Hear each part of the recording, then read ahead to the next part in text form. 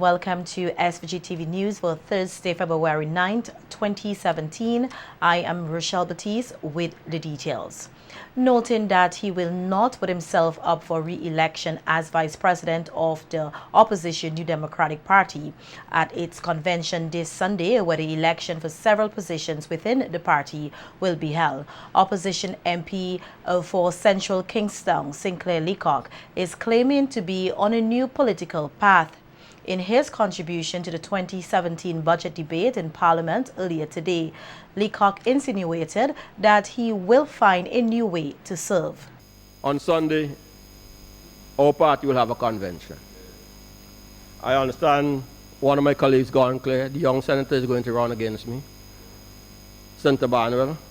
I am going to stretch my hand to pull her up. I pull her all the way up. I'll pull all the way up. Yeah, that's how I am. I said before, country was bigger than myself. Party was bigger than myself. And I'll be a faithful fall from the floor. Well, that's for John publicly to say. I will not compete. I will stand down and decline. So next Tuesday, you shall not only have a new airport, but you'll also have a new Democratic Party, because the major will find a different way to serve in the political equation in St. Vincent and Grenadines. The outspoken opposition MP expressed his fullest support for the Argyle International Airport and said everyone needs to get on board to make it a success. At Argyle International Airport, again with an argument that I'm not going to join, whether it is 700 or 1 point something billion dollars. Clearly, what you spent and what was contributed constitute a part of the cost. But I'm satisfied, on the basis of my own visit, that we do have value for money at the Argyle International Airport. I'm satisfied about that. And I don't have to repeat the previous argument, because it would not be for us in here to make the determination. I mean, it become a laughing matter. 20 years from now, when grandchildren or great-grands are driving past, and in Caesar's case, his grandchildren, we may not even be able to show them what E.T. Joshua was. They would ask, what was it, Daddy? Or Grandpa? What were you arguing or discussing about? We have already canvassed, voted, make a determination on those arguments. The people have decided this country, we are here, and now we must move on and we must make Argyle work. That's my position, unapologetic. Government Senator Carlos James is urging Vincentians to be more accountable for their spending. In his contribution to the budget debate on Wednesday, James spoke on the 1% VAT increase, which was announced by Prime Minister and Minister of Finance, Dr. Ralph Gonsalves, a few days ago. According to James, the VAT increase seeks to provide a safety blanket for citizens so that government can be able to lend assistance in the event of a disaster or any other unforeseen circumstances. The money is from this additional 1% on the value added. It's going to be used whenever there is a disaster in this country. We can quickly respond and come to the needs of the ordinary people and those who don't have insurance and those who cannot afford, Mr. Speaker. That is what the 1% additional is. And we are hoping, Mr. Speaker,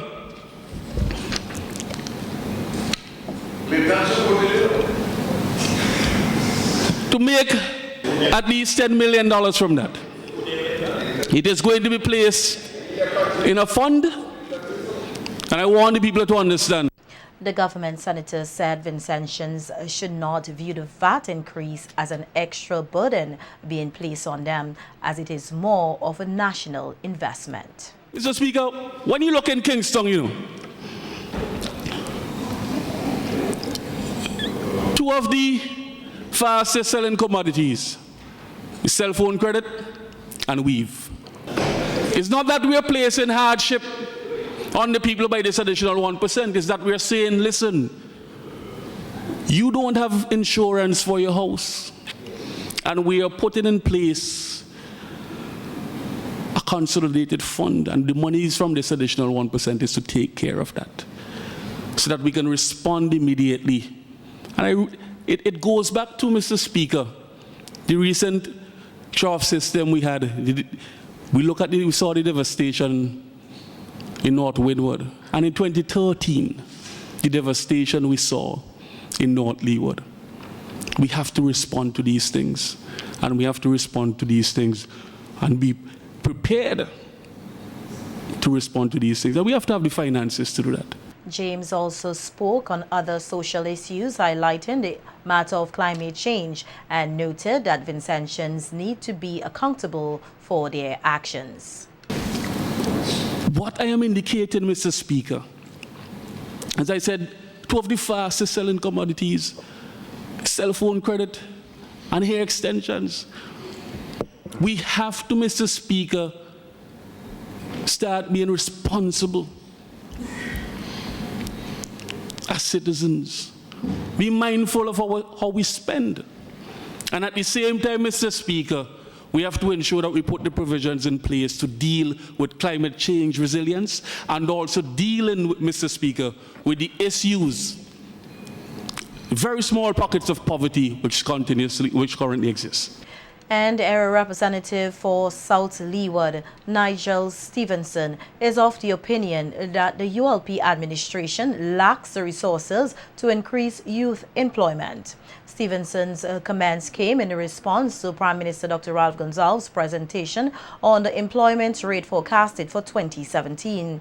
The opposition MP said the nation's youth will continue to suffer as opportunities remain scarce.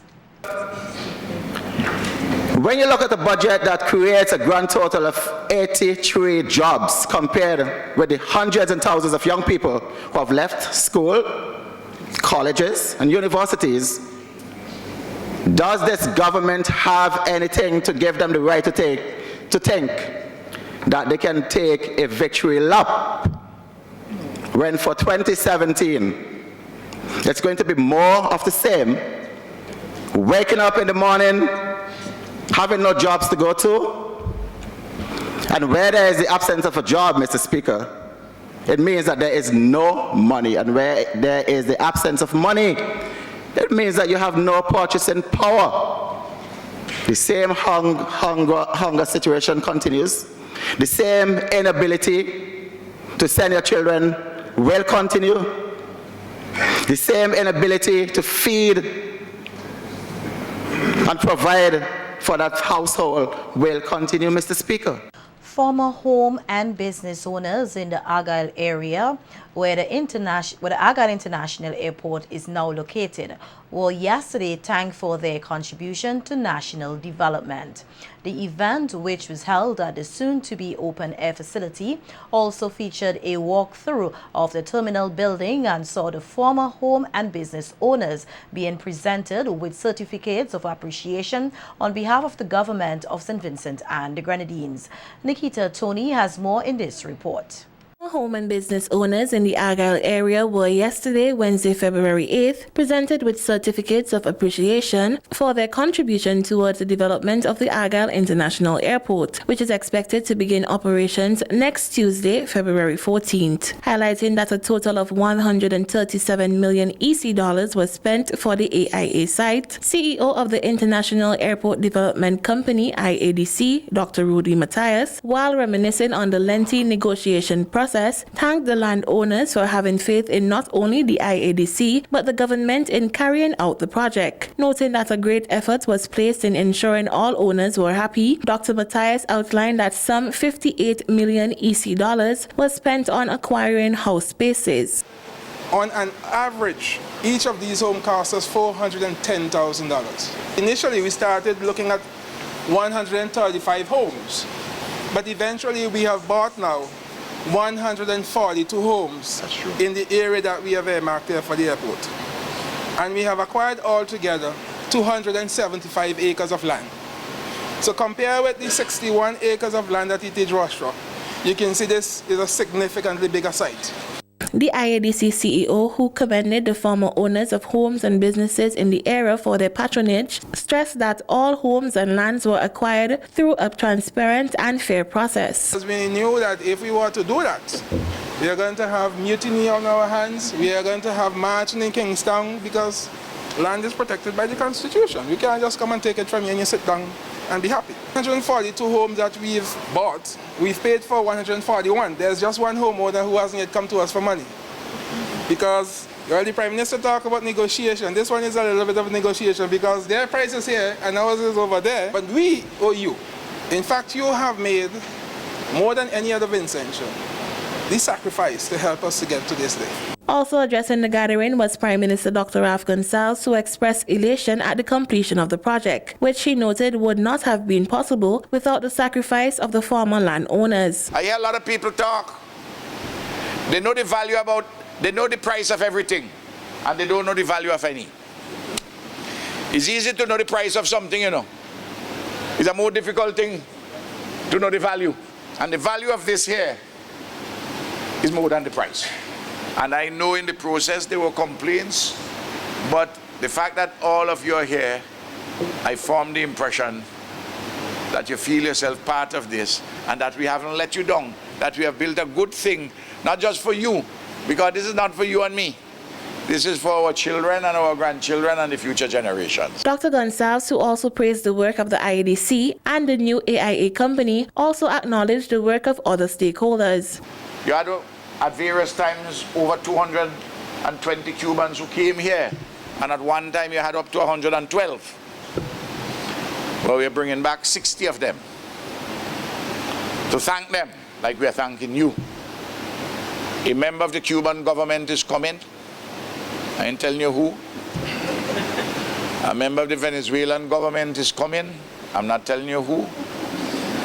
So I have to say thanks to them. I can tell you that Patrick Manning's widow is coming because he gave money up front. And other people are coming for Tuesday. The $729 million project has already gained approval from the Eastern Caribbean Civil Authority to begin operations as of February 14, 2017. Nicketha, Toney reporting for SVG-TV News. And with only 5 days away before the opening of the Argyle International Airport, Prime Minister Dr. Ralph Gonsalves revealed that the air facility will be outfitted with a 2-megawatt solar system at a cost of $2 million. Dr. Gonsalves, who was delivering his budget presentation, highlighted that VINLEC is executing the project, which is being funded through grants.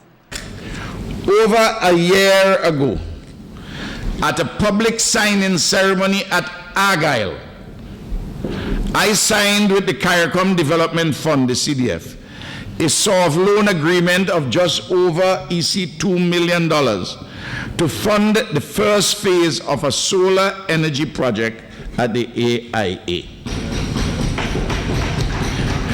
VINLEC is executing this phase of the project in the sum of $2.4 million. Additional grant sources for solar energy at the AIA are available to supplement this allocation. The initial phase of this project is for the installation of a 300 kilowatt solar PV system. The targeted aim is to secure in the shortest possible time solar capacity at AIA of some 2 megawatts. We are seeking to obtain the bulk of the funding for this strategic venture through grants. The Prime Minister, who has a focus to ensure that the environment is protected, also announced that a ban will be placed on styrofoam packaging, while more eco-friendly casings will be excluded from VAT. I propose to remove the VAT charged on biodegradable packaging and food containers. This measure is intended to lower the costs of these environmentally positive substitutes for plastics, including styrofoam, and reduce the adverse effects that plastics have on our environment. To further bolster this measure, I propose to place a ban on the importation of styrofoam products with effect from May 1st, 2017. Aiming to meet present and future electricity demands in the most efficient and economical manner, Vincentians are expected to benefit from the implementation of an integrated resource plan. The plan will be rolled out by the government of SVG along with the St. Vincent Electricity Services Limited (VINLEC) in collaboration with the Rocky Mountain Institute, Carbon War Room and the Clinton Climate Initiative program after an agreement was signed last October. As these partners prepared for the implementation phase, a public consultation was held on Tuesday evening at the French's house. Nicketha Toney has more in this report. Providing an opportunity for the public to receive and exchange information on an integrated resource plan, a consultation was held on Wednesday, February 8th at the French's House as the government, along with the support of VINLEC in collaboration with the Rocky Mountain Carbon War Room (RMI) CWR and the Clinton Climate Initiative (CCI), prepares to roll out a utility project aimed at meeting present and future electricity demands. Noting that the organization is proud to support the independent process towards the implementation of the project, CEO of VINLEC, Toney Myers, while urging persons to get involved in the discussions, outlined that the IRP will redound to great benefits for the overall Vincentian community. It is not that previous to this IRP, VINLEC had no plan to serve its customers and to solve the demand for electricity. We've always adopted what we refer to as a least cost approach to the generation of electricity. This process, the IRP process, is a little more involved. It looks at all of the resources that are available, including energy efficiency, energy conservation, and all those resources, indigenous and otherwise, that could form part of the generation mix going forward to serve our country. So I'm here to say that we're part of this process. It's an independent process. We have had selected independent consultants. Director of the Energy Unit, Elsworth Dacon, pointed out that he looks forward to the successful implementation of the IRP and the way forward, especially through the use of indigenous energy sources. There's a roadmap to develop the least cost pathway using our indigenous sources of energy, not excluding diesel, of course. And it's quite a lengthy exercise. A lot of data will be required. And at the end of the day, I think we'll have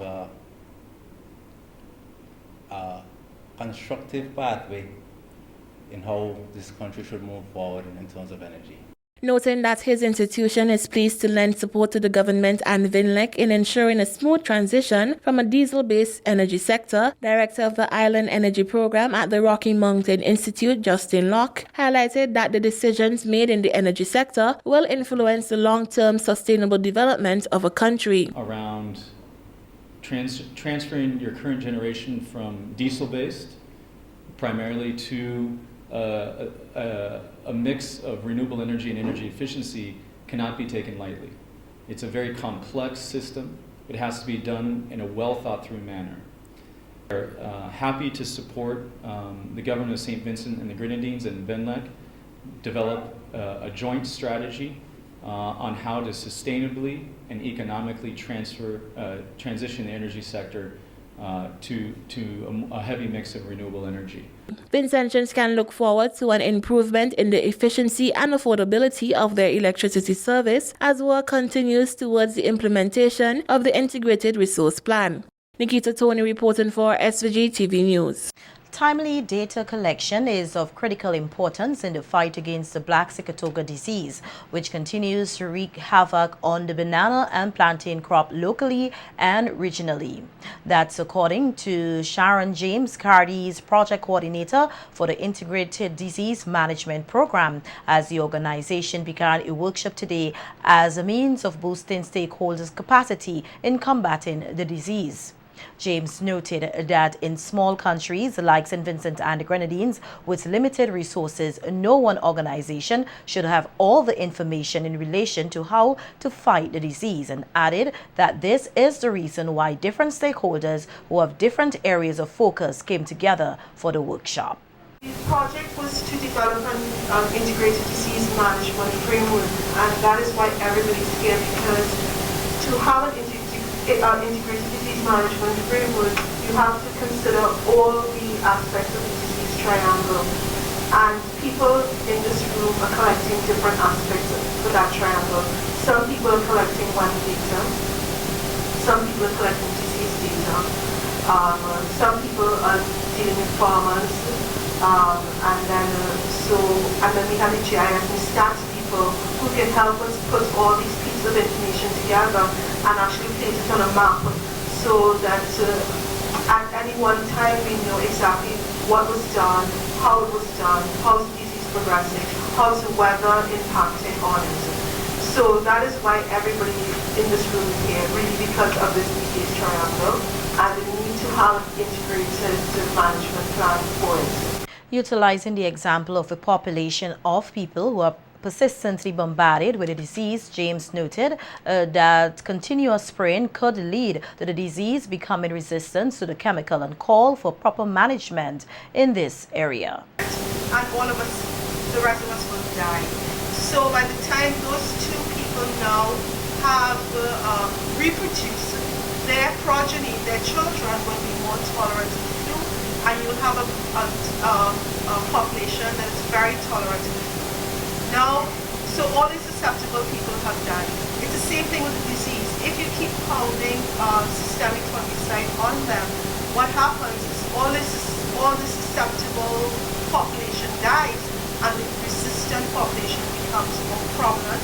And because the insects, when you reproduce, you have this big tolerance to the fungicide. So part of the challenge with managing the disease is that it's not like any other disease where you can just spray, and you get control. You really have to spray. It's the same thing with the flu. You have to take your medication when you need to take it. Teachers here have been encouraged to foster an environment of learning, fun and creativity for their students. The advice came from K. Martin Jack, Senior Education Officer responsible for secondary schools, at the launch of this year's edition of the RBC Young Leaders Program. Martin Jack stated that the Young Leaders Program helps to instill in students skills which will be useful not only to them but also the nation. The Senior Education Officer encouraged teachers to do their part in motivating their students to achieve in an environment conducive to creativity. Let me remind you, there is no fixed recipe for winning. Let your students have fun and give of their best, motivating them all the way. They must see and sense your enthusiasm.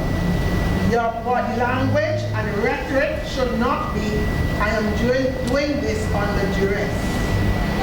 Let them see and hear you believe in them. I got your back here. They need to know they are supported. Make the effort a whole school one. Even though you are the lead teacher, bring your other colleagues on board. You can't do it alone, and you definitely need the rest of the student body. Also speaking at the launching ceremony was the Sales and Services Manager at RBC, Amelia Lay, who stated that the institution's continued support to the program is part of its commitment towards the development of the nation's youth and the wider region. She encouraged students to take full advantage of the opportunities being made available to them. Great lead into this year's theme, I Am We. Volunteering for Impact, which will challenge our youth, our young leaders, to make a tangible and sustainable difference for a group or within their communities through volunteerism. Volunteerism is an admirable quality to develop from an early age, and teachers want to focus not on oneself but externally to others, with the objective of making a positive and impacting change. Also speaking at the launching ceremony was Makeisha Bob, coordinating teacher at the Georgetown Secondary School, who highlighted the success her school has enjoyed through their participation in the Young Leaders program. We decided that we were not only looking for good students, but we were going to include students who were considered bad boys and girls and see if we can make a difference in their lives. We were hoping that Young Leaders would make them feel as a part of a team and would inspire them to be the best that they can be. Please come home. This is the plea of Yvonne Brown, mother of Maxford Baptiste, who has been missing for 7 weeks now. Speaking with SVG-TV News, the visible worried Brown appeals to the general public to help her find her son. Maxford is, he have a little bit of naughtiness, wrong features. He's good looking. And he always have a smile on his face. So if anyone could see him, know the whereabouts of him, that could contact us about his whereabouts. It's going in. How much months to me? 6 weeks. Since he's missing. After he discharged from the mental home from that, 6 weeks ago. Maxford, if you are here at home or around, we're missing you and we'd like to see you. Please come home. Please come home. Anyone know the whereabouts of him to contact us or Kingston Police Station. What is the contact number? 45 77 013.